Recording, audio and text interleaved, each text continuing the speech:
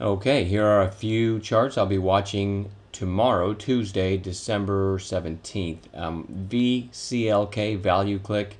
Interesting pop here, up above, slightly above recent highs. It's been, ever since this gap down here, it had a nice 3-day run, sideways move. Nice pop today. I'm going to look for a continuation on that one on Tuesday.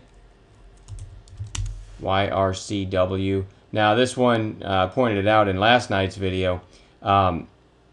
It gapped up and then you had the reversal. I don't know that tomorrow is the right day, but over the next few days, I'd like to see a little, pullback for a day or two and then watch this one for another leg higher. This one can really move at times, but it's on the watch list. You never know if something will happen tomorrow. Same kind of deal with KNDI. It broke above these recent highs this morning, but ended up closing closer to its lows. This is still a chart that needs to be watched over the next week or so. Again, I don't know if tomorrow's the right day, but you can see it's trying to kind of break this big flag here. And I just think today was too soon. Sometimes on day one of obvious day, they rarely work. So it's really important to keep these on your radar and look for intraday setups.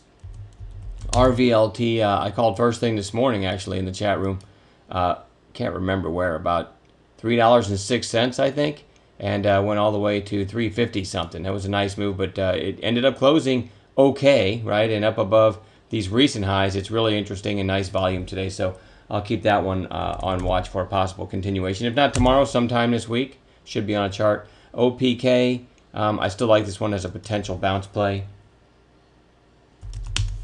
I also have LNG on watch for a potential bounce play. I like this to get down to 40 where it's got nice support, but we'll see. It's down, 5-6 days in a row. That one's worth watching.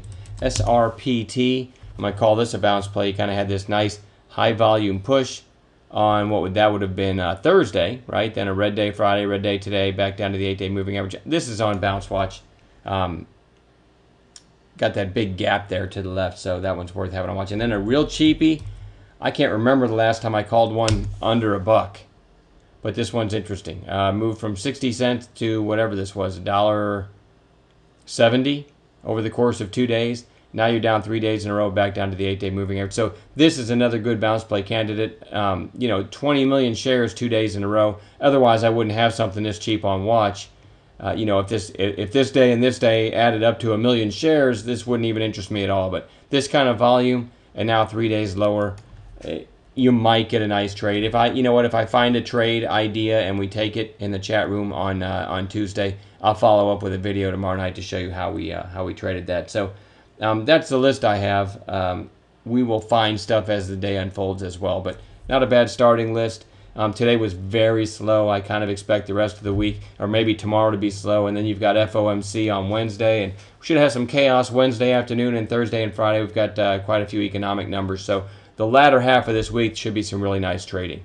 All right, we'll talk to you guys tomorrow.